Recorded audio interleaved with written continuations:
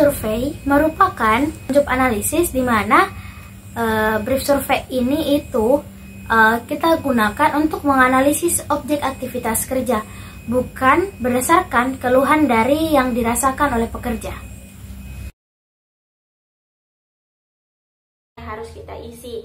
Yang pertama itu mengisi informasi umum, di mana informasi umum di sini terdiri dari nama pekerjaannya, tanggalnya, departemennya, situsnya, shiftnya, stasiun, dan produknya apa. Yang penting yang harus kita isi di bagian informasi umum di sini adalah nama pekerjaannya, tanggalnya, dan shiftnya. Setelah kita isi di bagian informasi umum, maka kita lanjut ke langkah kedua. Yang pertama itu identifikasi resiko. Identifikasi resiko di sini ada beberapa. Yang pertama itu tangan dan pergelangan tangan, siku, bahu, leher, punggung, dan kaki. Untuk mengisi identifikasi resiko di sini kita melihat bagaimana pekerjaan si pekerja ini. Misalnya dia menggunakan dia selalu tangan dan pergelangan tangannya itu fleksi 45 derajat. Misal dia fleksi 40 derajat. Jadi kita checklist centang di bagian fleksi 145 derajat, kita centang gambarnya. Tapi sebelum itu kita harus tulis pada saat apa dia melakukan fleksi 45 lebih dari 45 derajat. Misalnya pada saat mengambil uang di bagian kasir. Nah, kita centang di bagian situ, kita tulis keterangannya. Sama juga di bagian siku, misalnya pada saat dia bekerja, dia melakukan ekstensi penuh lebih dari 135 derajat. Maka kita harus tulis keterangannya di sini.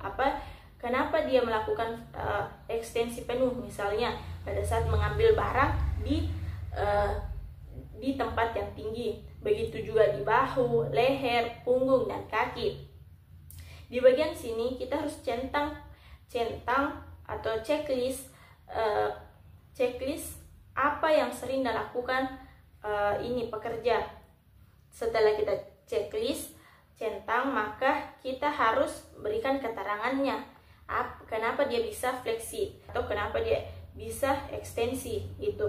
Setelah itu kita masuk ke postur. Di postur ini ada kiri dan kanan.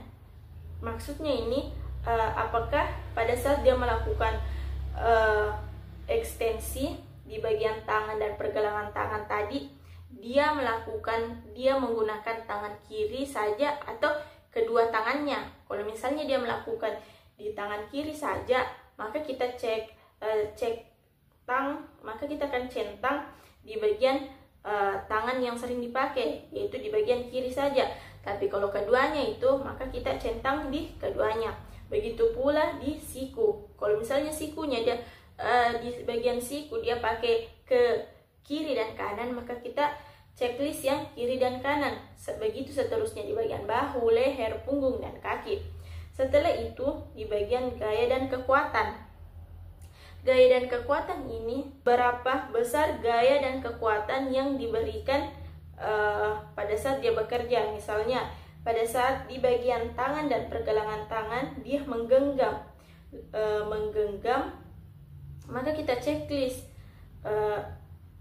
dan dia menggenggam apakah lebih dari 4,5 kg atau tidak. Sama di bagian siku, bahu, leher, dan punggung, dan kaki. Di sini juga terdapat keterangan seberapa besar dia menggenggam, seberapa ya itu. Selanjutnya itu durasi.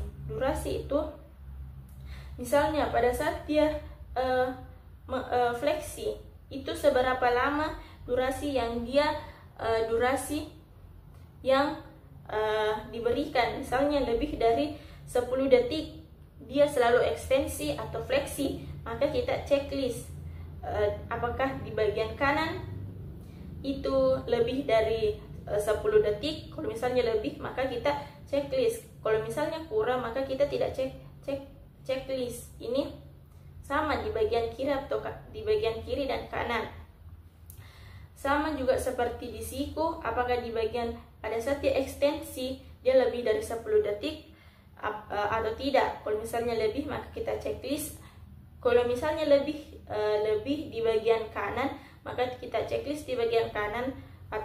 Kalau misalnya di bagian kiri dia tidak lebih dari 10 detik, maka tidak usah checklist. Selanjutnya seperti juga di bahu, leher, punggung, dan kaki.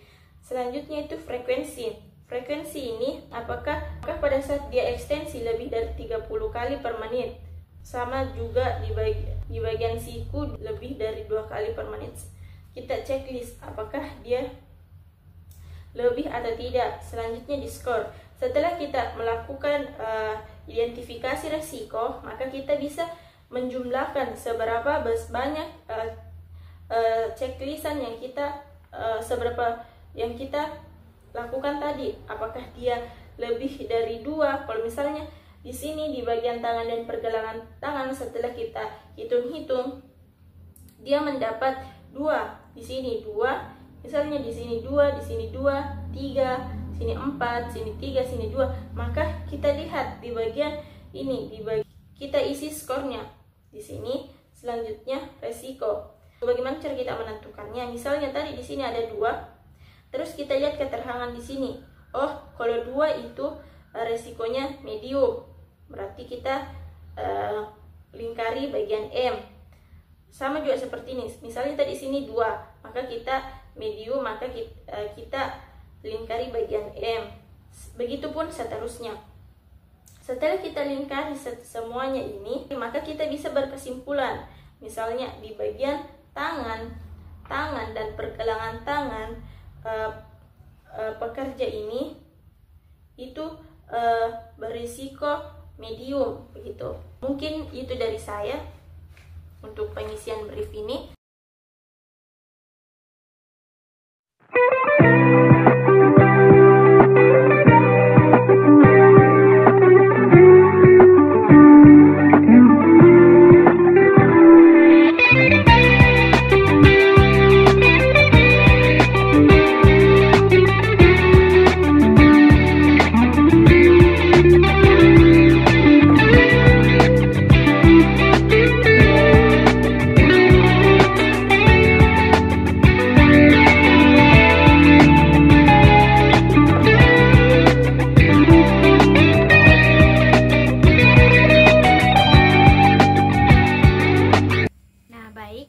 Untuk kali ini kami mengambil kasus yaitu seorang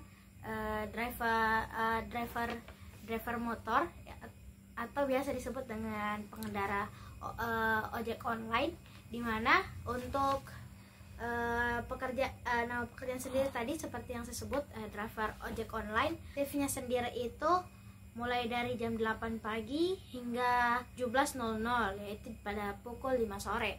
Kemudian berdasarkan analisis tersebut, pertama kita menilai pada tangan dan pergelangannya, di mana untuk pengendara driver itu sendiri, untuk di lengannya itu terdapat 10 derajat dorsofleksi di bagian wristnya, di mana untuk analisis resikonya sendiri di sini untuk dorsofleksinya itu harus melebihi dari 40 derajat, sehingga untuk 10 derajat dorsofleksi wristnya itu tidak beresiko untuk driver ojol itu sendiri.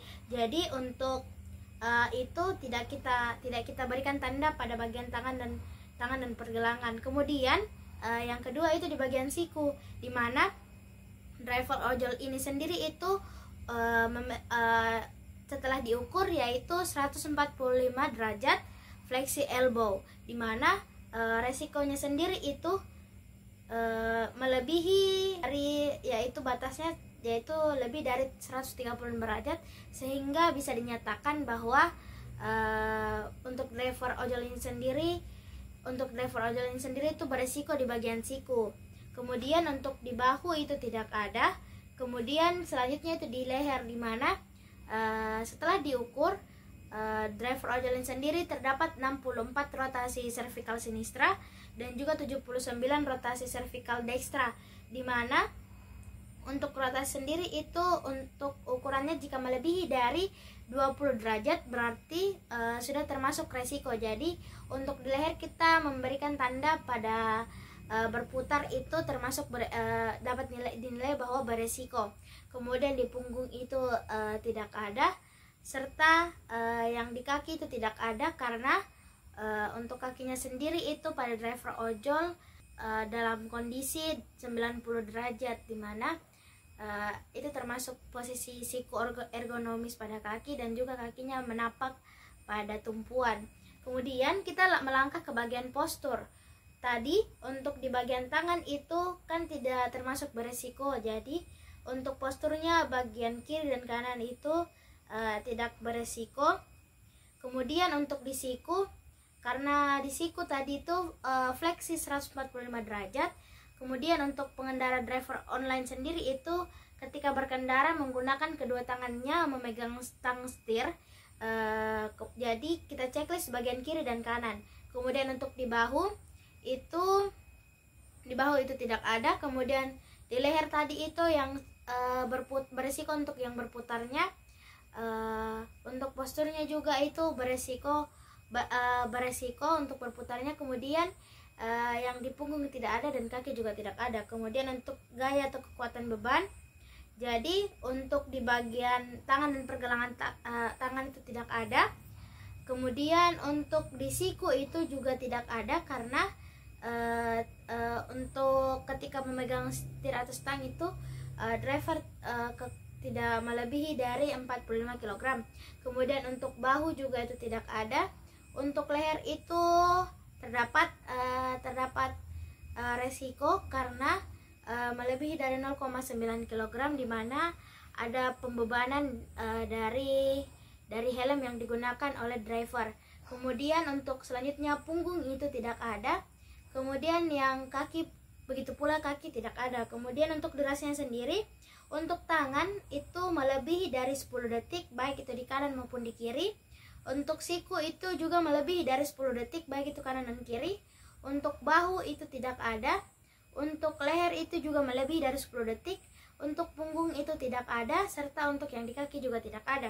Kemudian untuk frekuensinya sendiri, untuk pergelangan tangan itu melebihi dari 30 kali per menit baik itu di kanan maupun di kiri. Kemudian untuk di siku 2 kali per menit itu 2 kali per menit itu juga melebihi untuk di bagian kanan dan kiri. Kemudian untuk di bahu itu tidak ada baik kanan maupun kiri. Untuk leher itu ada, yaitu melebihi dari 2 kali per menit.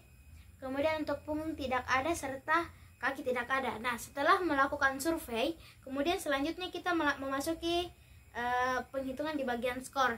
Kita menilai resiko-resiko tadi, dimana untuk bagian pergelangan tangan untuk kiri itu terdapat 2 bagian yang kita checklist sehingga kita menulis skor 2. Begitupun di kiri maupun di kanan kita menulis angka 2. Kemudian untuk siku yang tadi kita benarkan itu di bagian posturnya. Untuk posturnya, kemudian durasinya serta frekuensinya, sehingga untuk bagian siku bagian kiri dan kanan itu bernilai 3. Untuk di bahu karena tadi tidak ada yang berisiko sehingga tidak ada yang kita checklist sehingga nilai skornya itu 0 untuk di kiri maupun di kanan. Di leher sendiri itu karena tadi untuk posturnya beresiko, untuk gaya atau kekuatan pembebanannya juga itu beresiko, durasi serta frekuensinya sehingga ketika dijumlah itu bernilai 4. Kemudian di punggung itu tidak ada serta di kaki pula tidak ada sehingga skornya itu 0. Kemudian kita nilai berdasarkan yang risk ratingnya, dimana jika 3 atau 4 itu high, 2 itu medium, serta 0 atau 1 itu disebut low. Kita dapat menyimpulkan bahwa untuk di bagian tangan dan pergelangannya resikonya sendiri itu medium karena bernilai 2 baik itu di kiri maupun di kanan. Kemudian di siku itu bernilai high karena skornya itu bernilai 3 baik untuk kiri maupun kanan. Kemudian di bahu itu low karena nilainya itu 0. Kemudian untuk di bagian leher sendiri itu bernilai high karena skornya itu tadi 4. Kemudian untuk di punggung itu low karena nilai skornya itu 0. Kemudian yang di kaki juga 0 karena nilai skornya itu 0.